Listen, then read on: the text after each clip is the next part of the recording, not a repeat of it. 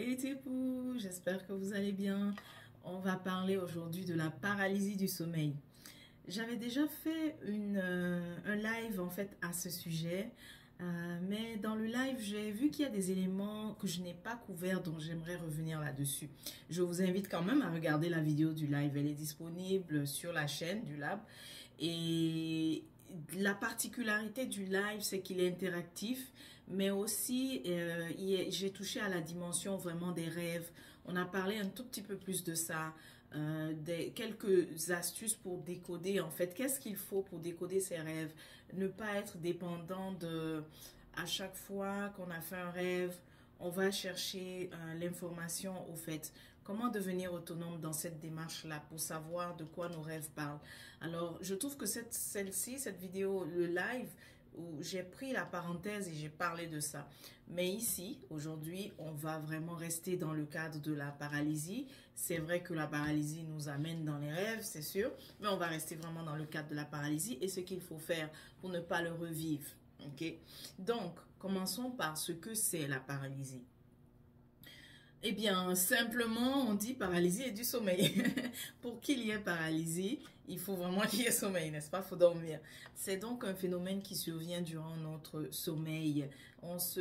Avec la particularité qu'on est lucide et on n'arrive pas justement à se mouvoir, on n'arrive pas à intervenir. Étant donné qu'on est lucide de ce qui se passe dans notre sommeil, on veut bouger, on veut faire quelque chose et on n'y arrive pas. La sensation est souvent accompagnée est souvent désagréable, n'est-ce pas? C'est souvent désagréable lorsqu'on le ressent au niveau du corps. Maintenant, ça c'est vraiment le plus simple qu'on puisse dire. Qu'est-ce qui se passe réellement? Okay. Pour comprendre ce qui se passe réellement, je vais te faire visualiser un immeuble. Ok, un immeuble qui a différents étages. Et puis, lorsque tu dors, ta conscience, elle va se déplacer donc à l'intérieur de l'immeuble et on va dire donc que les étages les plus élevés représentent des niveaux supérieurs, des dimensions alors supérieures et qui sont intéressantes à visiter. Ok, maintenant, dans cet immeuble, il y a aussi le sous-sol et il y a des sous-sols, donc le sous-sol des sous-sols, si on peut dire comme ça. Le sous-sol des sous-sols, bon, souvent les sous-sols, ça fait un peu peur. Pourquoi? Parce que c'est sombre, on ne voit pas bien, n'est-ce pas? Et la sensation, n'est-ce pas, n'est pas si agréable lorsqu'on est dans le sous-sol. Tu vois? Alors, ce qui se passe durant la paralysie, c'est que ta conscience, en fait, s'est déplacée dans le sous-sol du sous-sol de l'immeuble. Et alors, ce qu'elle va voir dans le sous-sol des sous-sols, qui correspond à une sorte de rêve lucide, est désagréable. Tu vois, voilà. Donc, on va aussi te dire que donc si tu continues de visualiser l'immeuble, eh bien, lorsque ta conscience, elle est dans les étages les plus élevés, là-bas, c'est agréable. Pourquoi c'est agréable? Parce que ces niveaux supérieurs-là, la fréquence, en fait, de la vibration est élevée. Okay? Alors que lorsqu'elle est dans le sous-sol, la fréquence de la vibration, elle est plus basse. Et lorsque la fréquence, pardon, le taux ou la fréquence de la vibration est plus basse, tout ce qui n'a pas pu aussi s'élever est resté là. Tout ce qui n'a pas pu s'élever, tout ce qui est lourd, tout ce qui est dense, n'a pas pu s'élever est resté là. Donc, si ta conscience arrive dans ce niveau et qu'elle visite donc le sous-sol des sous-sols, elle est aussi en train de voir tout ce qui est resté là, tout ce qui est dense. Ok. Maintenant, pour parler de la fameuse notion de fréquence, de vibration, tu as ici cette échelle-là de Bovis, n'est-ce pas? Ce cadran, pardon, qui te montre les niveaux. Je pense que je l'ai présenté aussi dans différentes vidéos sur l'alimentation, le jeûne. On a une vidéo sur le jeûne et comment, en fait, le jeûne liquide nous aide à élever notre propre taux vibratoire. En ce qui concerne le taux vibratoire, toute personne vibre, n'est-ce pas, à une certaine fréquence. Tout lieu aussi a une certaine fréquence. Tout objet aussi a une certaine fréquence. Les animaux aussi ont une fréquence. Donc finalement, la Terre aussi a une fréquence. Donc tout en fait vibre à une certaine fréquence. Ce qui veut dire que ça s'applique également pour cet étage. Quand tu vas dans les étages élevés, la fréquence elle est élevée. Quand tu vas dans les étages donc les plus bas, le sous-sol des sous-sols, la fréquence donc elle est la plus basse possible. Donc les plans les plus bas, seront le sous-sol des sous-sols qui correspond au plan, au plan le plus bas va avoir donc un taux vibratoire qui est faible, tu vois, sur l'échelle. Bon, l'échelle, on va utiliser l'échelle et aussi un pendule. Il y a différents types de pendules qu'on peut utiliser pour faire la mesure. Voilà. Donc, mais je sais que, bon, plusieurs personnes ont des notions. J'ai voulu quand même parler de ça pour ceux qui n'ont pas la notion de c'est quoi le taux vibratoire, etc. Donc, tu vois que concrètement, ta conscience, elle a fait le voyage dans le sous-sol. Et c'est désagréable là-bas parce que déjà, c'est sombre, on voit pas bien. Donc, déjà, dès qu'on a, on a peur. Ensuite, tout ce qui est dense, qui n'a pas pu s'élever, est là. Et donc, tout ce qui est dense, qui n'a pas pu s'élever, va peut-être se diriger vers toi, te poursuivre, t'attaquer, ainsi de suite. Donc, voilà pourquoi durant la paralysie du sommeil, tu vas faire l'expérience de certains rêves qui ne sont pas agréables. Voilà. Maintenant, pourquoi tu vis cette paralysie? Pourquoi ça arrive? C'est important de savoir pourquoi ça arrive, car ça te donne des indices sur quoi faire après. Donc, pourquoi ça arrive? Eh bien, c'est parce que tu as été donc sujet certainement durant les jours qui ont précédé à du stress, à de l'anxiété, des inquiétudes, n'est-ce pas? Des questionnements, des doutes, de la culpabilité. Donc, si tu as eu à vivre tout ce que je viens de citer, anxiété, culpabilité, stress, peur aussi, trauma, tu as été marqué par des événements de façon désagréable et que tu n'arrives pas à quitter cet état-là, que c'est très présent en toi, eh bien, ce qui se passe, en fait, c'est que ça te fait toi-même chuter en termes de ton propre taux vibratoire. N'est-ce pas? Quand tu as vécu des sensations, des émotions, des situations désagréables qui vont vraiment te marquer et qui vont te faire en sorte que tu vas constamment penser à cela, ça a un effet sur ta propre vibration, sur ton propre taux vibratoire qui va chuter. Et si ton taux vibratoire va chuter, voilà pourquoi lorsque tu vas dans, n'est-ce pas, la dimension du sommeil, lorsque tu vas dans l'étage, dans l'immeuble, on va dire, lorsque tu dors, tu ouvres la porte, n'est-ce pas, de l'immeuble et ta conscience effectue donc le voyage. Ayant été anxieux, ayant eu du stress, ayant eu des événements marquants qui sont assez désagréables, qui te donnent beaucoup de peur, beaucoup d'inquiétude, tu ouvres la porte et ce qui se passe, ta conscience aussi s'en va. Ton taux a chuté, donc ta conscience aussi s'en va dans ces plans-là les plus bas. Voilà, donc c'est ça, ton taux vibratoire a donc chuté. Voilà pourquoi tu vis la paralysie. Il se peut aussi que tu vives la paralysie si le lieu même, là où est-ce que tu dors, le taux aussi a chuté du lieu, n'est-ce pas? S'il y a une certaine historique, en fait, là où tu es, où tu dors, et que le taux vibratoire est le plus bas possible, eh bien, ta conscience, elle aussi, elle va voyager, aller dans ce plan-là, qui est le plus bas possible. Ok? Voilà, donc c'est pour cela que tu le vis. Maintenant, parlons des solutions. Mais j'ai envie de revenir aussi sur, en particulier, ce que tu vois. Il faut pas que... c'est vrai que c'est désagréable de vivre la paralysie du sommeil, mais il faut le prendre aussi comme une sorte d'expérience. J'ai visité on va dire, c'est bien d'aller au sous-sol, c'est bien de voir qu'est-ce qu'on a oublié au sous-sol, parce qu'il faut aussi faire un nettoyage, il faut pas garder les anciennes choses dans le sous-sol, n'est-ce pas?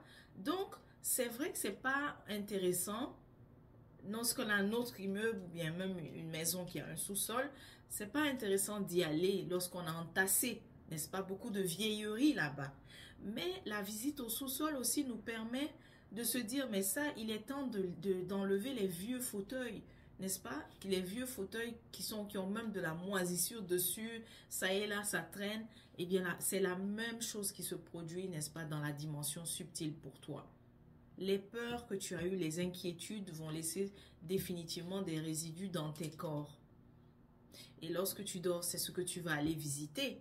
Tu vas le visiter afin que tu puisses nettoyer là-bas. Tu puisses nettoyer le sous-sol.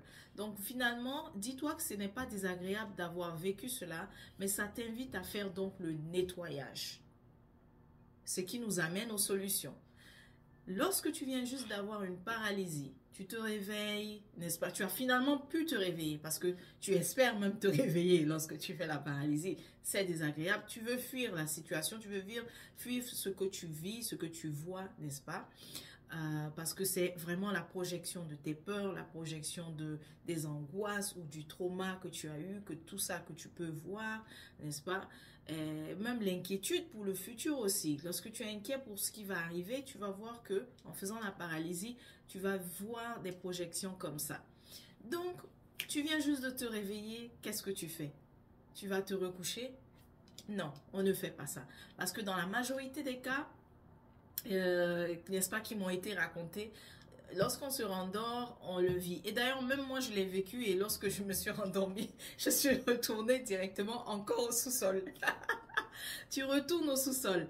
Donc, n'essaye pas de te recoucher, même si le sommeil est peut-être présent. Généralement, on n'a pas sommeil. On a la respiration qui est accélérée, on a des sueurs, n'est-ce pas? On va essayer d'aller boire de l'eau et puis essayer de se recoucher. D'accord? C'est souvent ce qu'on essaye de faire. Mais là, cette fois-ci, une fois que tu viens de le vivre, ne pas essayer d'aller te recoucher, de te recoucher et de dormir. Il faut que tu prennes des mesures. Il faut que tu fasses le nettoyage immédiatement. Ok? Donc, on va voir le nettoyage à travers les différents éléments. Le nettoyage avec l'élément eau, le nettoyage avec l'élément air, avec l'élément terre, et avec l'élément feu aussi, pourquoi pas. Je ne sais pas si j'ai prévu un exemple avec l'élément feu dans mes notes, mais commençons par l'élément eau. Tu vas faire un nettoyage. Et ce nettoyage va te permettre de faire quoi? De quitter les plans, n'est-ce pas? D'élever la fréquence non seulement du lieu, mais aussi de toi-même également. Donc, tu vas élever la fréquence du lieu, mais tu vas aussi remonter ton taux vibratoire, n'est-ce pas? De quitter là, du plus bas ici, au plus haut, n'est-ce pas? Par ici. Donc, première chose à faire, tu vas aller te laver. Te laver avec quoi? On va prendre une douche de purification. On va prendre une bonne douche à base de bain de purification. Si tu n'as pas accès, le plus simple possible, c'est de l'eau et du sel. Voici, on ne le voit pas bien, hein? Ce fameux sel d'Himalaya. Ou bien du sel de mer. Ici, j'ai le sel d'Himalaya. Si je me rapproche, voilà. Donc, de l'eau avec du sel d'Himalaya. Si tu n'as pas de bain composé de l'eau, n'est-ce pas, purifiée avec les feuilles, tu peux faire simplement eau et sel. J'ai aussi, attends, on a aussi du sel gemme. Donc, si tu n'as pas du sel d'Himalaya, du sel gemme aussi serait bon, n'est-ce pas? Tu vas mettre dans l'eau et te laver avec. Si tu as l'eau, si tu as un bain, les bains de purification qui ont été préparés, c'est excellent. Fais le bain, lave-toi. C'est vraiment la première chose que tu pourrais faire. Ensuite, examine aussi les draps. C'est peut-être nécessaire de les changer, surtout si ça fait un moment au fait que tu y es. Et aussi, si tu es dans un lieu, peut-être un hôtel et tu viens de vivre la paralysie ou un lieu qui n'est pas chez toi, bon, dans ce cas, tu vas alors peut-être recouvrir ou même changer les draps serait nécessaire. Pourquoi changer? Parce que tu ne connais pas l'historique de... Quand je dis l'historique, c'est que les draps ont peut-être emmagasiné une certaine mémoire aussi, tu vois. Une certaine mémoire énergétique de qui s'est déjà couché là et qui peut-être vibrait aussi très bas, tu vois. Donc, examine, il sera peut-être nécessaire de changer les draps, prendre des draps nouveaux, des draps neufs pour mettre, n'est-ce pas, sur le lit et te coucher. Ensuite, c'est pas fini, hein? Tu n'as pas fini encore. On a vu donc que tu vas faire un nettoyage avec l'élément eau, qui est vraiment la première chose, en te lavant, n'est-ce pas, avec de l'eau et du sel, soit l'eau du bain de purification, vraiment. Mais pour faire ton propre mélange, si tu n'as pas des mélanges qui ont été faits, que tu t'es procuré par exemple avec le lab ou bien que tu t'es procuré ailleurs, si tu veux faire ta propre composition, ben... il y a alors les girofles, les lauriers, la sauge, les feuilles de corosol que tu peux faire, mettre ensemble, faire bouillir, filtrer et te laver. Donc, il y a différentes compositions, hein. D'ailleurs, même au lab, ça fait partie des modules que j'enseigne si tu veux aller loin là-dedans. N'oublie pas aussi le basilic sacré qui peut être utilisé. Voilà. Mais en tout cas, il y a une panoplie de feuilles en fonction aussi du lieu où tu te trouves, l'accessibilité. Si tu vois, si certaines feuilles sont plus faciles à trouver, tu te les procures et tu fais ton bain avec. Voilà. Maintenant, passons à l'autre élément, celui de l'air. On va utiliser la sauge sacrée, n'est-ce pas? La feuille de sauge sacrée qu'on va faire la fumigation donc du lieu. Lorsque tu fais la fumigation, n'oublie pas d'ouvrir d'abord la porte ou bien la fenêtre la plus proche de là où est-ce que tu es en train de fumiguer. Tu vas fumiguer le lieu, mais aussi tu vas fumiguer le corps. Ok? J'ai ici quelque chose que parfois j'ai transmis à des personnes qui m'ont demandé, oui, mais qu'est-ce que je dis lorsque je fais la fumigation? L'idée, c'est que c'est pas obligé de passer par une formule.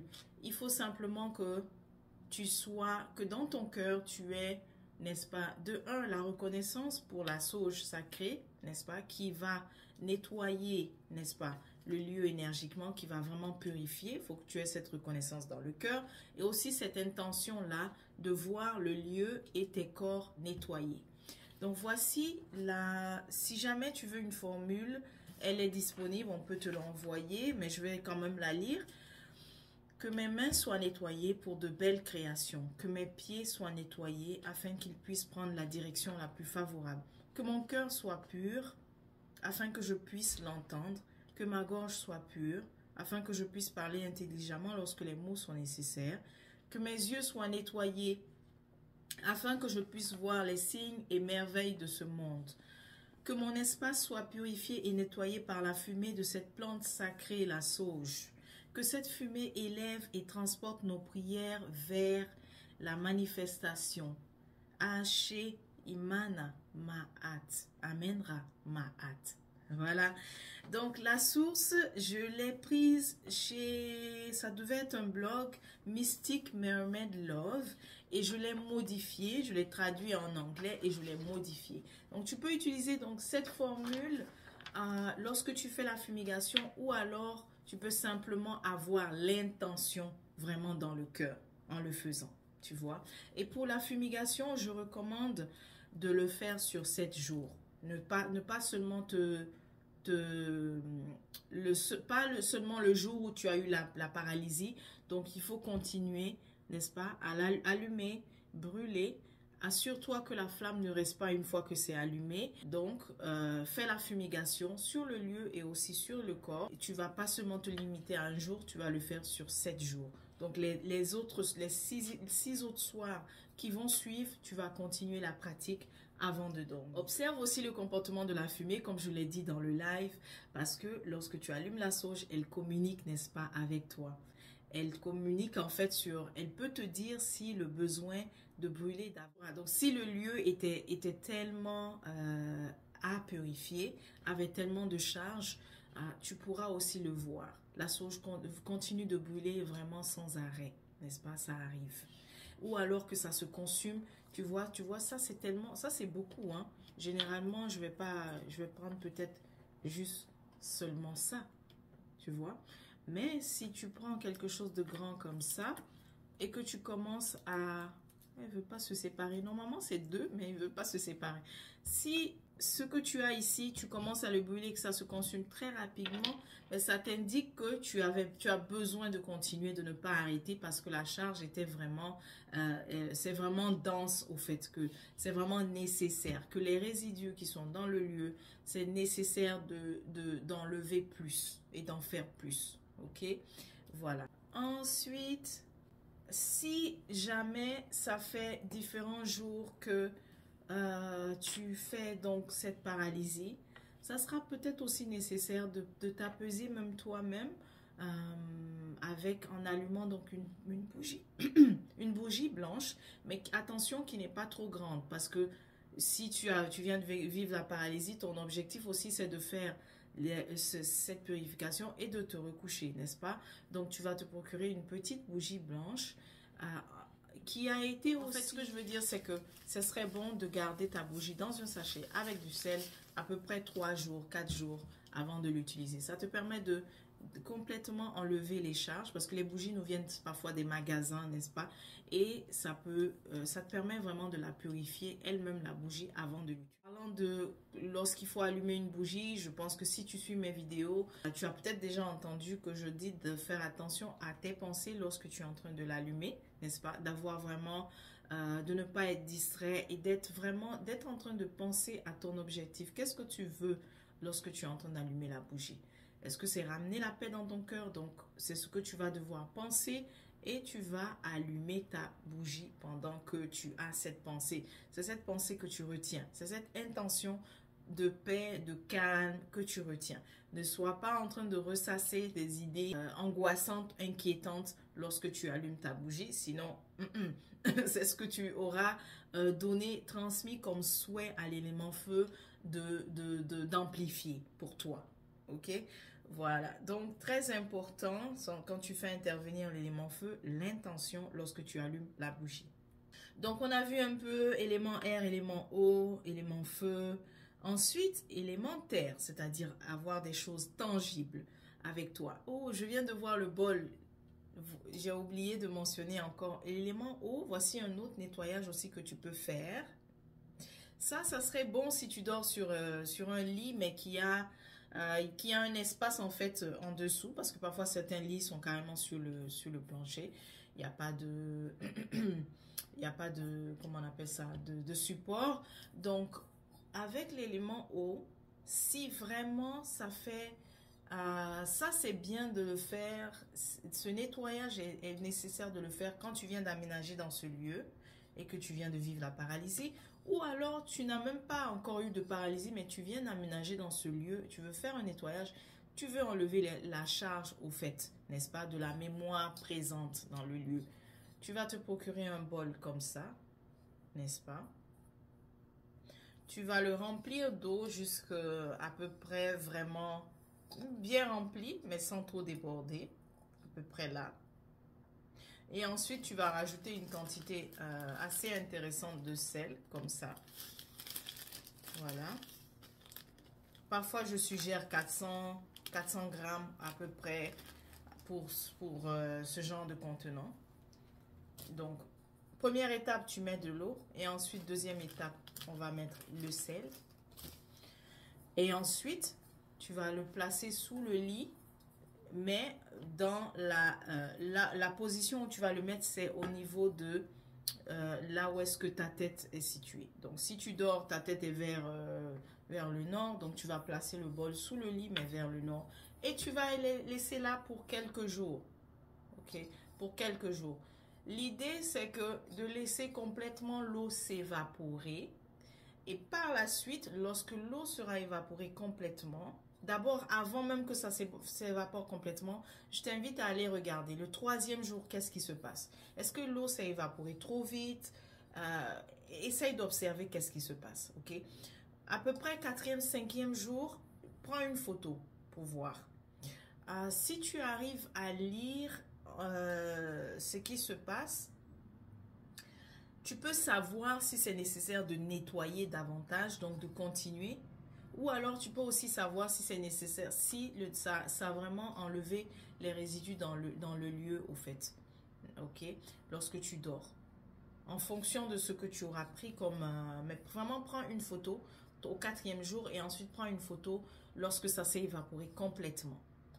La façon dont l'eau va s'évaporer avec le sel, on peut savoir. Si jamais tu as des doutes, tu sais pas, bah, tu peux simplement m'envoyer la photo et me demander de t'aider à faire cette lecture pour toi. Okay? Mais dans ce cas, je t'invite à m'envoyer la photo du dernier jour. Du dernier jour, c'est-à-dire lorsque l'eau s'est complètement évaporée, le sel aussi s'est complètement également, qui a dissous, s'est complètement évaporé. Tu prends une photo, je veux voir vraiment dans le fond, comment est-ce que ça s'est comporté. Généralement, tu vas voir que le sel qui s'est dissous sera pas seulement présent dans le fond, mais aussi présent partout sur le bol. Comme s'il a voulu sortir. Et ce que je vais observer, c'est sur cette poudre blanchâtre qui a séché, quels résidus il y a. On peut les voir. En fait, on regarde avec notre troisième œil. On peut voir qu'est-ce qui est dessus. Donc, parfois, on va voir que s'il y a encore certains résidus là-dessus, on va donc poursuivre, on va le faire une autre fois. Remettre de l'eau, déjà laver, remettre de l'eau et puis le sel. Et garder sous le lit comme ça pendant plusieurs jours. Voilà. Ça aussi, c'est bon. Oh, désolé, on a été coupé, mais je pense que j'avais fini d'expliquer la méthode avec l'eau et le sel qu'on va mettre sous le lit. Vraiment la direction où la tête vraiment est où est-ce qu'on met la tête, ok? Et je disais que c'était nécessaire de le faire si vous avez aussi emprunté votre lit à d'autres personnes, vous voulez remettre l'énergie à zéro, ça c'est vraiment une bonne pratique à faire. Si tu n'arrives pas à lire, à faire la lecture intuitive lorsque l'eau s'est évaporée, c'est possible de m'envoyer simplement la photo de lorsque l'eau est évaporée pour que je puisse décrypter pour toi. labcourma@gmail.com. Donc, on a vu ces différentes étapes. La dernière sera avec l'élémentaire. Comment donc faire relever le niveau vibratoire avec l'élémentaire, c'est-à-dire te procurer donc t'appuyer sur des choses en fait concrètes qui sont vraiment matérielles. Il y a les symboles sacrés, ok, les symboles de la géométrie sacrée. Ce que tu as, tu vas te procurer ça et aller te coucher avec. Donc si tu as une croix ancre, va dormir avec. Tu peux mettre sous ton coussin ou bien vraiment pas loin de toi. Tu peux mettre à ton chevet, vraiment que ce soit proche pour que tu puisses remonter, n'est-ce pas, hein?